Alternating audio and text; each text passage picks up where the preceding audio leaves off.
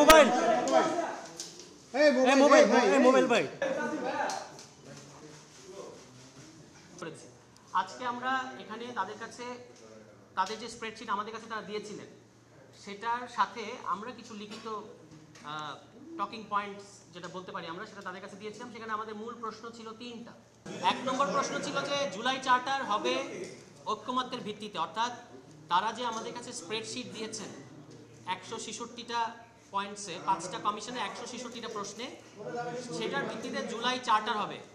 আমাদের প্রশ্ন ছিল যে জুলাই চার্টারটা হবে স্প্রেডশিটের মধ্যে যে সকল বিষয়ে সকল রাজনৈতিক দল একমত হচ্ছে তার উপরে স্প্রেডশিট হবে। অর্থাৎ আমরা বুঝতে পারছি যে 166টা সুপারিশমালার সবগুলো আসলে জুলাই চার্টারে থাকবে না, কিন্তু আপনারা একটু খেয়াল করে দেখবেন যেটা আমরা এক ধরনের বলতে পারি যে উদ্বেগ জানিয়েছি যে 5টা কমিশন আলাদা আলাদাভাবে তাদের মানে প্রস্তাবগুলো সবাইকে দিয়েছে, সেখানে অনেকগুলো বিষয় ছিল।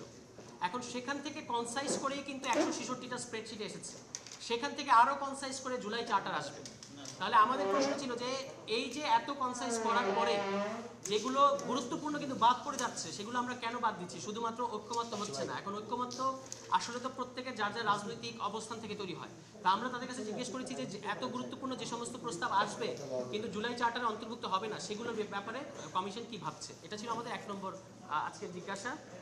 2 নম্বর জিজ্ঞাসা যেটা আমরা গতকাল আপনাদের বলেছি যে 111টি সংস্কার প্রস্তাব আমরা পত্রিকা মারফত জানতে পেরেছি যেগুলো কোনো ধরনের সংলাপ ছাড়া তারা বাস্তবায়ন করার কথা ভাবছেন সরকার। এই 111টার মধ্যে অনেকগুলো সংস্কার আছে যেগুলো আমাদের কাছে মনে হয়েছে আলোচনা করার দরকার আছে। এগুলো কি প্রক্রিয়ায় বা কি ভিত্তিতে 111টা মানে নির্ধারণ করা হলো এটা আমাদের জানতে চাওয়া ছিল। 3 নম্বর হচ্ছে খুবই গুরুত্বপূর্ণ দুটো কমিশন এই আমাদের কাছে স্প্রেডশিট পাঠানো হয় না। একটা হচ্ছে পুলিশ সংস্কার কমিশন, যেটা আমরা মনে করি সবচেয়ে গুরুত্বপূর্ণ এই মুহূর্তে, এবং আরেকটা হচ্ছে স্থানীয় সরকার সংস্কার কমিশন। এই রিপোর্টগুলো আমরা দেখতে পাই এবং আমরা সেখানে আমাদের মতামত জানাতে পারি না। তো এই ব্যাপারেও কমিশনের অবস্থান আমাদের কাছে জানতে চাই। এই কিন্তু আমাদের প্রশ্ন দিয়ে আমরা শুরু করেছি। এবার স্প্রেডশিটের উপর আমরা কিছু মন্তব্য আপনাদের করতে পারি যে আমাদের না, আমরা তো আজকে তাদের সাথে শুধু জমা দিয়েছি এবং আমরা লিখিত এই 3টা প্রশ্ন লিখিত আকারে দিয়েছি। এরপর যখন আমরা তাদের সাথে বসবো এই প্রশ্নগুলো নিয়ে তাদের সাথে আমাদের আলোচনা হবে, কিন্তু আমরা আজকে এই 3টা কনসার্ন বলতে পারেন, প্রশ্ন বলতে পারেন, সেগুলো আমরা জানালাম তাদেরকে। আচ্ছা, এবার হচ্ছে স্প্রেডশিটে 166টা যে প্রস্তাব ছিল বা ভুক্তি ছিল বলতে পারি, এন্ট্রি ছিল, সেটার মধ্যে আমরা একমত হতে পেরেছি 113টা প্রস্তাবের সাথে আমরা পুরোপুরি একমত হয়েছি। 29টা প্রস্তাবে আমরা আংশিক একমত হয়েছি এবং 22টা প্রস্তাবের ব্যাপারে আমরা একমত হতে পারি না।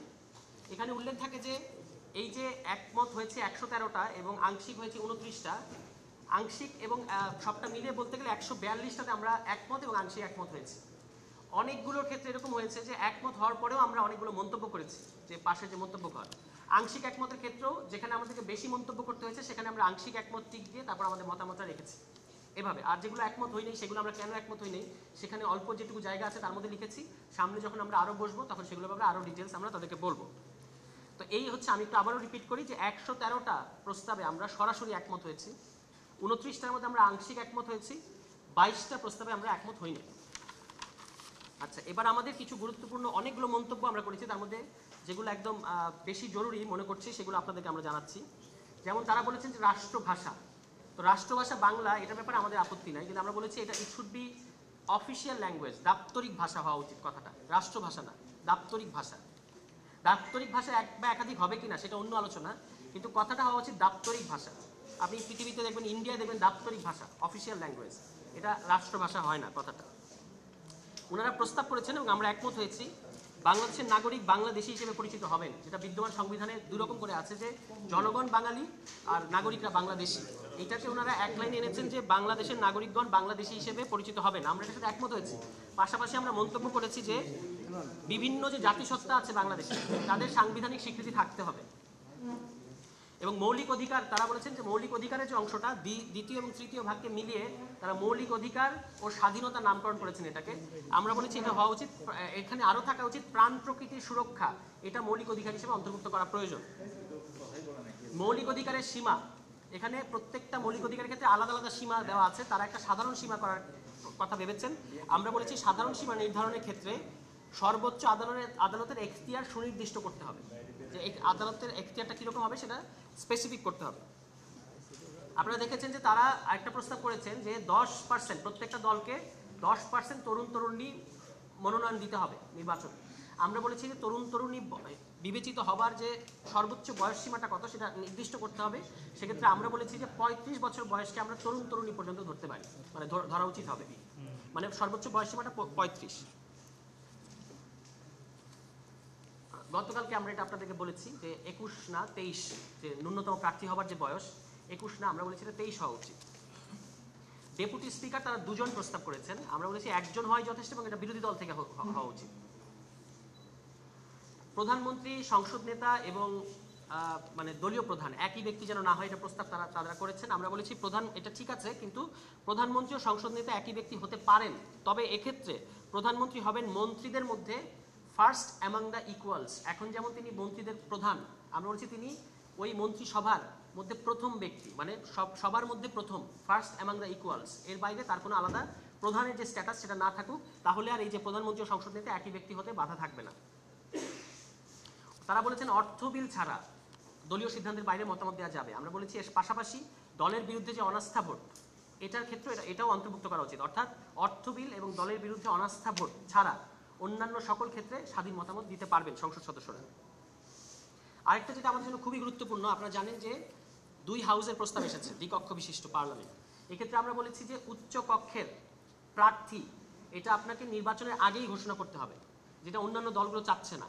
আমরা বলেছি নির্বাচনের আগেই। কেন এটা আমরা বলেছি, ভোট কিন্তু কারেন্ট যে প্রস্তাব তার মধ্যে ভোট, একজন ভোটার কিন্তু একটাই ভোট দেবেন, ওই একটা ভোটেই আপনার ওই ভোটে পার্সেন্টেজ জমা হবে। সেক্ষেত্রে আমার জানার অধিকার আছে যে আমার ভোটে উচ্চকক্ষে কে যাচ্ছে। আমি যদি সেটা না জানি এবং আমি ভোট দিয়ে দিলাম, একটা দল 35% ভোট পেল এবং 35 জন আপার চেম্বারে গেল এবং তারা তাদের মতো করে 35 জনকে দিয়ে দিল, কিন্তু যদি ইলেকশনের আগেই মানে তালিকাটা থাকে, তাহলে আমি ভোট দেওয়ার ক্ষেত্রে লোয়ার হাউসের ক্ষেত্রে ভোট দেওয়ার ক্ষেত্রে আমি বিবেচনায় নিব যে আপার হাউসের ওই দলের প্রার্থীর ব্যাপারগুলো ঠিক আছে কিনা। যদি আমার কাছে পছন্দ না হয় তাহলে কিন্তু আমার ভোটের বিবেচনা বদলে যাবে। এই জন্য আমরা বলেছি যে উচ্চ কক্ষের ক্ষেত্রে যেমন আপনাকে যেমন লোয়ার হাউসের আগেই ঘোষণা করতে হবে, উচ্চ কক্ষের ক্ষেত্রে আগে ঘোষণা করতে হবে। আচ্ছা, প্রধানমন্ত্রী রাষ্ট্রপতিকে পরামর্শ দিতে পারবেন, তবে সেটা সব ক্ষেত্রে আইনি বাধ্যবাধকতা থাকবে না। এখন যেভাবে থাকে, যেটা মানতে বাধ্য থাকেন, আমরা বলছি এটা নন বাইন্ডিং হতে পারে। জাতীয় সাংবিধানিক কাউন্সিলের প্রস্তাব এসেছে, তা আমরা জাতীয় সাংবিধানিক কাউন্সিল এটাকে সমর্থন করেছি, কিন্তু জাতীয় সাংবিধানিক কাউন্সিল তারা নিয়োগের ক্ষেত্রে রাষ্ট্রপতিকে প্রস্তাব দেবেন এরকম একটা কথা আছে।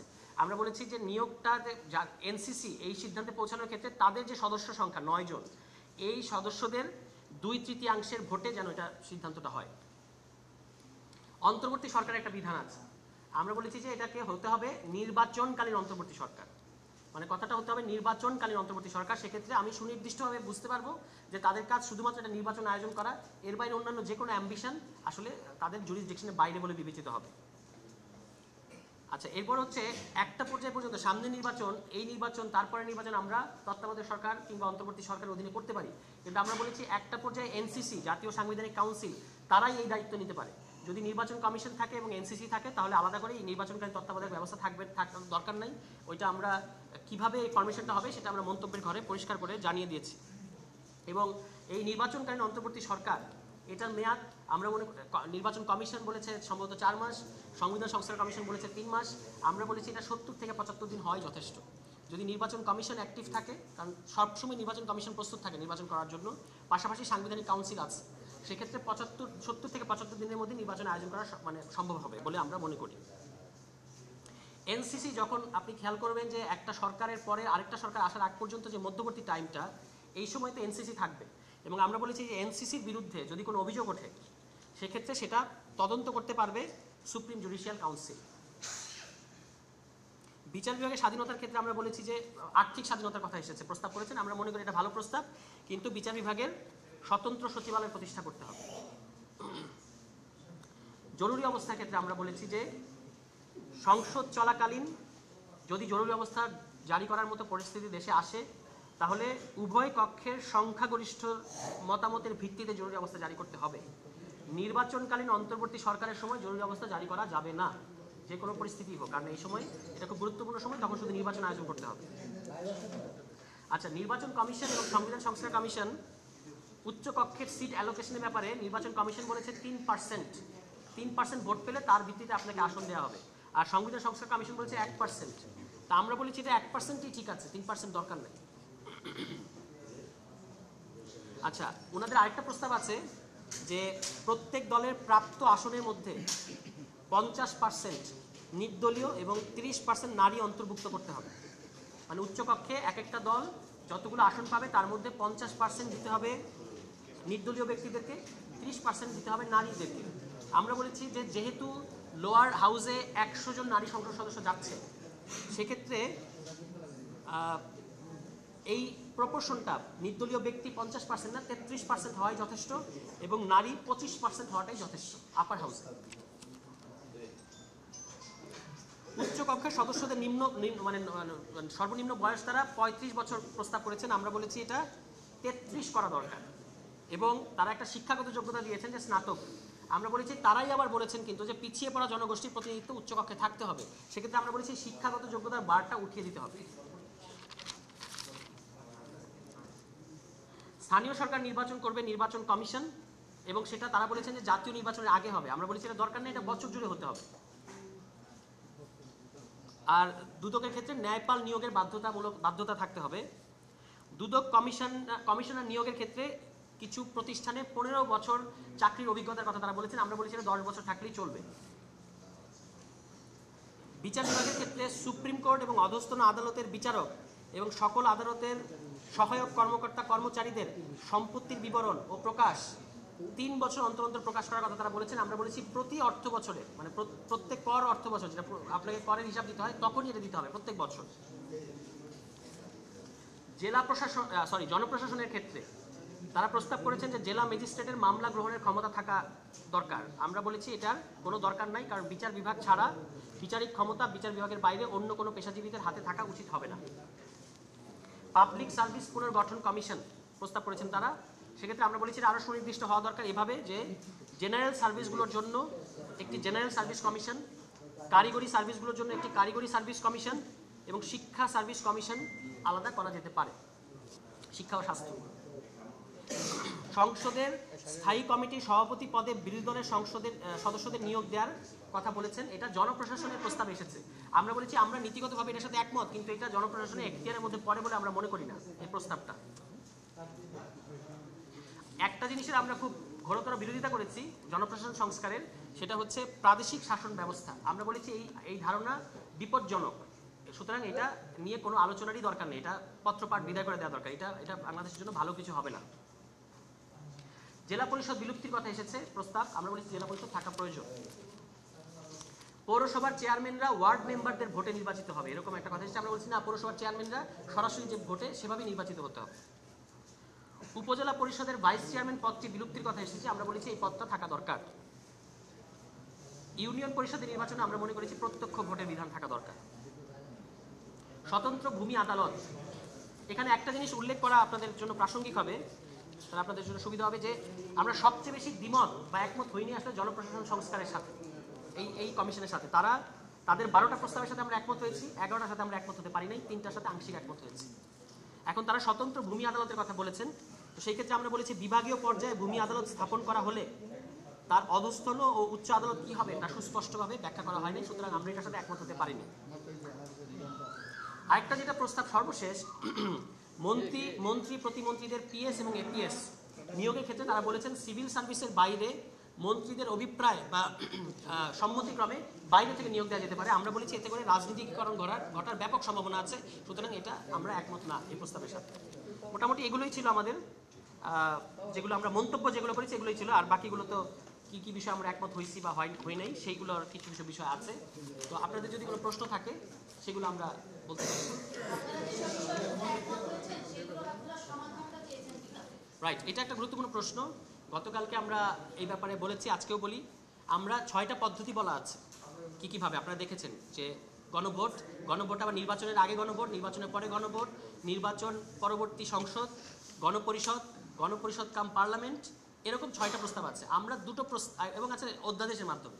আমরা যেগুলো যাচাই করে দেখেছি যে দুটো প্রস্তাবের মধ্যেই ঘটনাটা সম্পন্ন করা সম্ভব।